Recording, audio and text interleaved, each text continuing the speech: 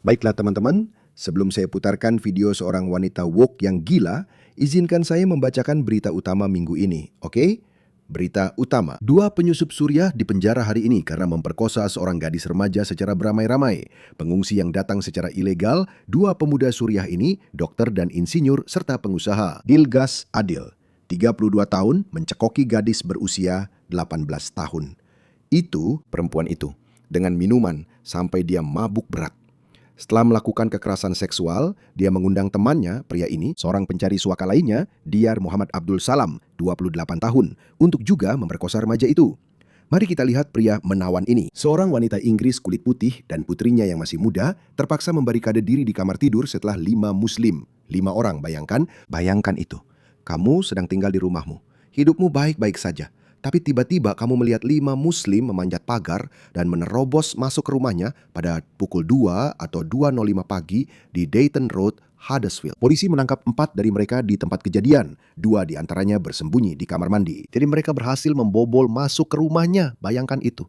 Dia berada di balik barikade. Dia membarikade diri. 1 melarikan diri dan 1 masih buron. Jadi 1 melarikan diri dan masih buron. Sebuah parang ditemukan di dalam. Rehan Salim, 19 tahun, mengaku bersalah dan dijatuhi hukuman hanya 26 bulan di Lembaga Pemasyarakatan Remaja.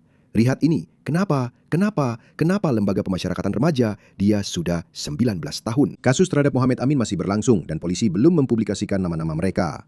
Oke, jadi itu baru saja terjadi dalam 1 minggu terakhir. Oke, sekarang izinkan saya memutar video seorang wanita woke yang akan memberitahu Anda bagaimana Britania membutuhkan para migran ilegal dari budaya dunia ketiga ini. Saya tidak tahu kapan para migran ilegal ini akan membobol rumahnya. Siapa tahu, mungkin dia punya fetish tertentu. Siapa tahu. Tentu Tapi saja ketika mereka begitu. adalah Hamas pemerintah adalah yang diakui. organisasi teroris. Al-Shabaab adalah organisasi teroris. Taliban juga ditetapkan sebagai Tapi organisasi itu tidak ada teroris oleh hubungannya dengan mereka. kami. Tidak hanya hal ini mendorong Taliban untuk melepaskan lebih banyak migran karena mereka akan mendapatkan semacam bantuan dari situ. Tetapi sudah ada 2,1 juta warga Afghanistan yang diusir dari Pakistan dan Iran hanya tahun ini saja. Sebuah negara bisa bertahan dengan sedikit peluang ekonomi yang dimilikinya, seperti Afghanistan. Apakah bisa menahan gelombang berikutnya? Seperti jadi dan negara seperti apa, kenapa kita harus peduli? Jika Afghanistan adalah negara seperti Swedia, ya, dan maksud saya dengan Swedia adalah orang Swedia asli. Kau tahu, jika Afghanistan memiliki budaya seperti Swedia, kau tahu, feminis, modern, progresif, toleran, berjiwa wirausaha, kalau begitu tidak apa-apa. Tapi kenyataannya tidak begitu. Orang bodoh ini tidak mengerti itu. 99% orang Afghanistan menurut Pew percaya pada syariah, yang berarti wanita-wanita seperti dia harus dikurung di rumah mereka. Wanita seperti dia seharusnya tidak diizinkan keluar rumah. Biar saya ulangi lagi.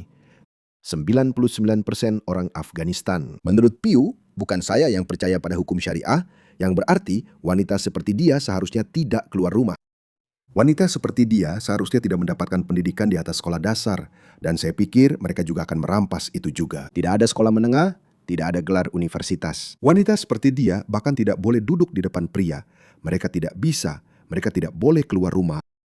Menurutmu apa yang akan terjadi jika kamu membawa 1 juta orang Afghanistan seperti itu ke Inggris? Perempuan-perempuan bodoh ini, mereka benar-benar menyeret kita semua jatuh dengan cita-cita tinggi mereka. Apapun omong kosong woke yang mereka pikirkan di kepala mereka yang kacau. Mereka yang membuatnya, mereka yang membunuh kita. Kita lupa dengan sisi kemanusiaan orang-orang ini. Persetan dengan kemanusiaan. Mereka itu manusia. Tunggu dulu. Mereka Aku adalah tahu manusia. mereka itu Mereka manusia. bukan sekadar angka atau Ya, memang ada angkanya. Saya tahu lembarannya. mereka itu manusia dan kita punya orang-orang di negara ini yang hidup di jalanan karena beberapa Bagaimana orang kamu bisa Afghanistan menganggap tinggal di bahwa hotel kedua bintang hal itu 4. setara? Keduanya setara. Kamu berasumsi bahwa seorang migran entah bagaimana sedang berdiri di sana menunggu untuk mengambil tempat itu. Apalagi yang akan terjadi? Selalu ada jumlah sumber daya yang terbatas. Apa itu yang mereka ajarkan di universitas kita? Apakah itu caranya? Sebenarnya ya, mereka tidak mengerti ekonomi. Karena sebagian besar dari mereka adalah komunis, selalu ada jumlah sumber daya yang terbatas. Selalu ada ketersediaan tempat tinggal yang terbatas, jumlah tunjangan sosial yang terbatas, Uang pajak yang bisa dibagikan kepada orang-orang juga terbatas. Selalu ada jumlah yang terbatas. Bahkan negara terkaya di dunia pun memiliki jumlah sumber daya yang terbatas. Jadi ketika Anda menambah lebih banyak orang, 1 juta, 2 juta, seperti yang Anda inginkan, untuk membiarkan mereka semua masuk, membiarkan semuanya masuk, dan itu baru 2 juta orang Afghanistan. Ada orang Suriah, ada orang Maroko, ada semua itu. Yang mana umat Muslim benci tinggal di negara Muslim. Semua dari mereka ingin meninggalkan negara Muslim mereka, dan mereka ingin datang ke negara Kristen seperti Inggris. Tapi kamu punya masalah sumber daya yang terbatas. Apa yang akan kamu lakukan? Dan dia berkata, maksudmu apa? Mereka tidak akan mengambil jatah orang lain. Ya, mereka akan melakukannya. Pemerintah Kamu Inggris saat mencampur ini adukan dua hal menempatkan yang kebutuhan sangat penting. di perahu melintasi selat, mendahulukan kebutuhan warga Inggris dengan kegagalan Saya selama fikir mereka itu beberapa manusia. dekade. Mari kita terima beberapa panggilan. Tapi, Tapi Bobby, Bobby, maaf, maaf. boleh saya? Apa kita seharusnya jadi pengasuh untuk seluruh? Ya, tapi seperti Lihat, kita yang ini begitu. mengejutkan. Aku tidak tahu apa yang dia katakan di sana. Maaf, boleh aku menyela sebentar, Bobby? Apakah kita seharusnya menjadi pengasuh untuk seluruh? Tapi Kita aku pergi dan berperang lihat-lihat, karena hal ini itu. sudah terbukti sebelumnya ketika kita menginvasi negara-negara seperti Iraq, Libya, benar? Bahawa kita seharusnya tidak ikut campur dalam urusan negara lain. Dan Kalau cara mereka bukan ingin akibat menjalankan dari negara tindakanmu mereka, sendiri, mereka ingin menjalankan. Akibat dari tindakanmu. Jadi kamu harus dihukum karena masuk ke Afghanistan dan Irak. Kamu harus dihukum. Itu maksud saya. Kalau negaraku melakukan kesalahan, ya Australia juga pergi ke Afghanistan dan Irak sebagai sekutu. Keterlibatan di Afghanistan sepenuhnya bisa dibenarkan. Irak menurut saya, ya oke, terserah. Keputusan buruk yang dibuat oleh George W. Bush. Tapi itu tidak berarti Australia bisa dihukum. Apalagi oleh para barbar ini yang bilang, tolong izinkan kami masuk. Kami butuh dukungan. Apa yang tidak dimengerti oleh para idiot ini, sekali lagi sudah sering saya katakan sebelumnya, apa yang dilakukan Barat terhadap negara-negara ini berada di luar kendali mereka, karena itu memang di luar kehendak mereka. Barat membiarkan orang-orang ini masuk, itu pilihan mereka sendiri ya. Mereka, jika mereka bisa menghentikan, hentikan. Jika kamu bisa bertarung, bertarunglah, temui kami di medan perang. Tidak, kamu tidak bisa, karena kamu tidak berinvestasi pada ilmu pengetahuan, teknologi, dan pendidikan. Kamu terlalu sibuk menyetubuhi kambing. Jadi inilah konsekuensi dari tidak berinvestasi, tidak mengikuti perkembangan zaman, tidak belajar, tidak membangun universitas. Mereka harus menghadapi konsekuensinya. Dan omong-omong, di atas semua itu, mereka berpikir bahwa tidak apa-apa. Mari kita pergi berjihad lalu menerbangkan pesawat ke gedung-gedung mereka.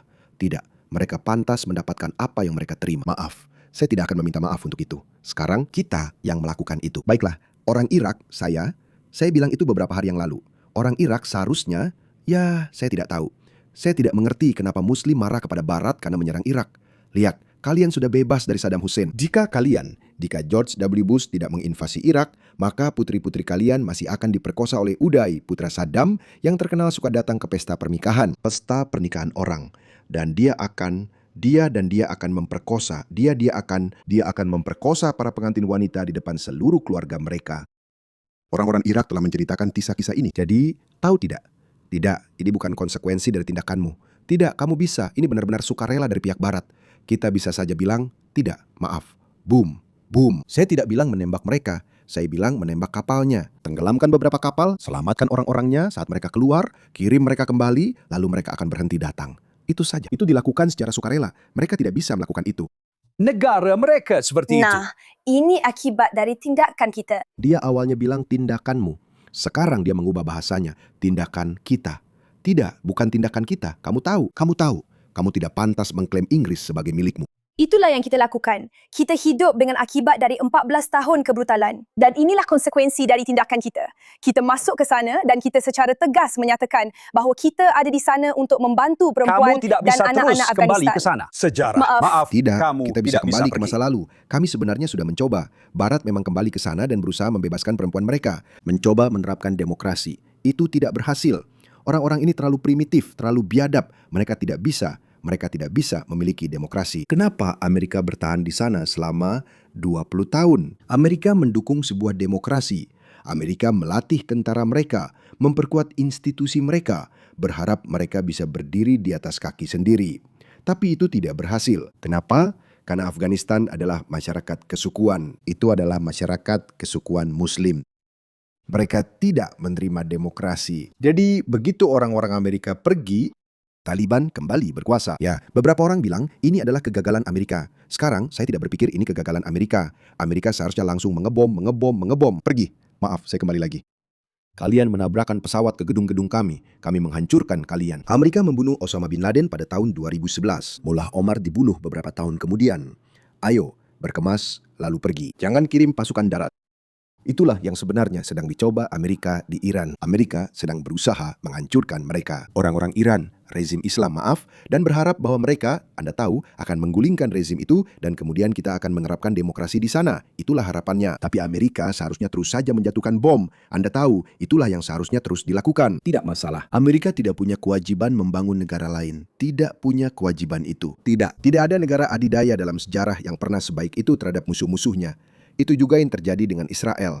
Israel telah meratakan Gaza. Israel tidak punya kewajiban untuk membangun kembali Gaza. Saya hanya mengatakan itu. Oke, saya tahu mereka mungkin akan melakukannya. Saya tahu negara-negara barat akan melakukannya. Saya tahu uang akan mengalir ke Gaza dan mereka akan membangunnya kembali, sebagian. Tapi saya hanya mengatakan saja, saya hanya mengatakan, kamu tidak harus melakukannya. Tidak ada negara adidaya dalam sejarah yang pernah melakukan itu. Jadi kenapa barat terus membiarkan para pengkhianat ini memanipulasi kalian? Kenapa? Katakan saja, diam, jalang. Ya, tapi kita harus memetik pelajaran darinya. Kita harus belajar, memetik pelajaran dari sejarah, Mike. Setiap warna. Satu-satunya pelajaran yang bisa diambil dari sejarah di sini adalah bom mereka lalu pergi. Bom dan hancurkan Tolong semuanya. belajar lalu pergi. dari sejarah. Dia bilang selama sebenarnya 200 jika tahun kita terakhir. menduga bahwa mengirim orang kembali berarti hukuman mati bagi mereka, kita ikut bersalah. Kita hanya memulangkan mereka. Maaf, nasib buruk. Tapi pencari suaka yang permohonannya ditolak atau orang yang punya catatan kriminal, kita tidak. Ingat, kita tidak mengirim semua orang kembali. Jika orang datang, mereka dinilai dan mereka bilang, baik, Anda punya alasan yang sah. Saya juga akan sangat mengawasi sistem penilaian itu. Banyak dari orang-orang ini, mereka adalah migran palsu. Saya kenal beberapa dari mereka, tapi saya sendiri tidak kenal beberapa dari mereka. Tapi saya sudah membaca banyak studi tentang mereka. Saya sudah membaca banyak cerita mereka. Banyak kasus di mana mereka hanya pura-pura. Saya sebenarnya kenal satu orang secara pribadi. Ada seorang pria di Australia, dia mengaku homoseksual. Dia mengajukan suaka dengan alasan homoseksualitas. Dia orang Pakistan. Dan dia bilang, tahu tidak, saya tidak bisa kembali ke Pakistan. Karena Pakistan adalah negara yang homofobik. Jadi akhirnya dia mendapatkan izin tinggal tetap.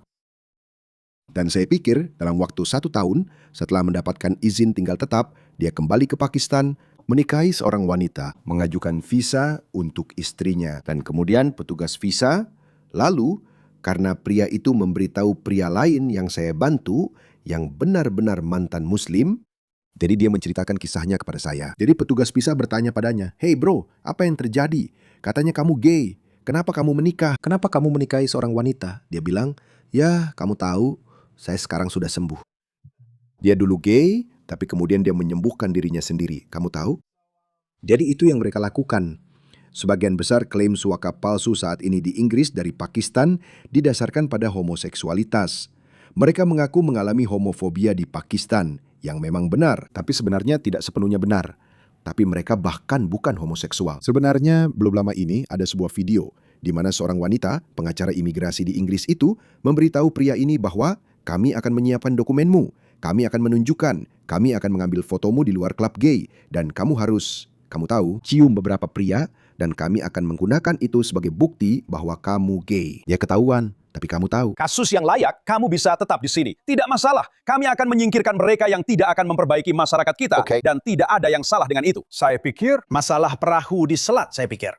Jumlah imigran ilegal yang sekarang membanjiri negara ini akhirnya membangunkan negara ini pada kenyataan bahwa masyarakat kita sedang diserang di negara ini dan kita harus melakukan sesuatu. Ada apa dengan orang bodoh ini? Bagaimana itu bisa disebut rasis? Dia benar-benar membuat argumen budaya. Bagaimana itu bisa disebut rasis? Itu sama rasisnya seperti kalau dia menonton ini sekarang dan dia berkata, kamu seksis. Saya akan mengatakan hal yang sama tentang seorang pria. Orang-orang datang ke negara ini karena mereka mengubah negara kita.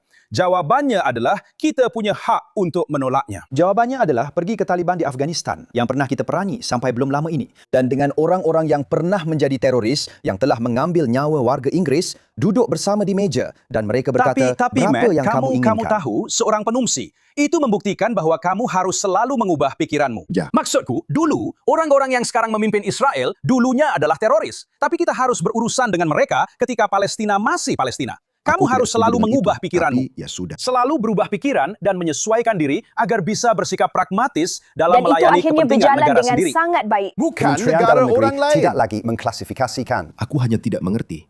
Apa argumennya di sini? Barat seharusnya ikut campur, menerbangkan pesawat ke gedung-gedung kami. Kami akan membombardir habis-habisan, lalu kami akan pergi. Kami akan meninggalkan kalian dengan urusan kalian sendiri. Bangun negara kalian sendiri atau apalah itu. Itu saja. Memang seharusnya seperti itu, teman-teman. Saya tidak tahu kenapa Amerika membuang begitu banyak waktu untuk membangun negara dan semacamnya. Kamu tahu, lupakan saja. Apa gunanya? Mereka tidak akan pernah bilang terima kasih. Mereka tidak akan pernah bilang terima kasih sudah membawa demokrasi seperti di Irak. Irak sekarang adalah negara demokrasi. Saya tahu itu masih demokrasi yang sedang berkembang.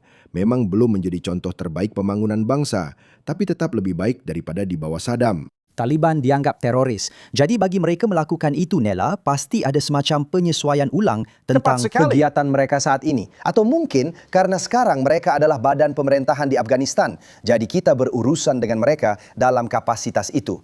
Itulah yang harus dilakukan. Apa yang anda katakan kepada ratusan personel militer yang tewas di Afghanistan? Apa yang anda katakan kepada mereka? Terima kasih atas pengorbanan mereka dan kami sangat menyesal. Sangat menyedihkan bahwa mereka harus meninggal. Dan kami mengakui bahwa mereka telah berjuang untuk negara mereka dan mereka telah membayar harga tertinggi serta pengorbanan mereka tidak akan pernah dilupakan. Dan mereka berjuang untuk menegakkan nilai-nilai negara mereka. Kami tidak akan mengurangi nilai-nilai itu dengan mendatangkan orang-orang biadab yang justru mereka lawan. Apa yang anda katakan tentang tujuan yang demi itu mereka rela mati? Bagaimana anda dengan sadar, dengan rasa hormat dan kesopanan, berdiri di depan keluarga dan kerabat mereka dan apa yang mereka perjuangkan?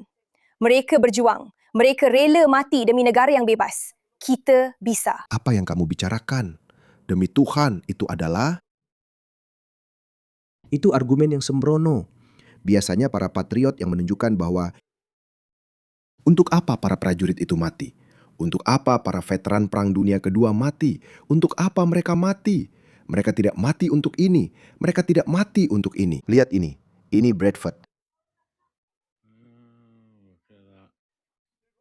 Apakah para veteran dan tentara Perang Dunia Kedua mati demi ini?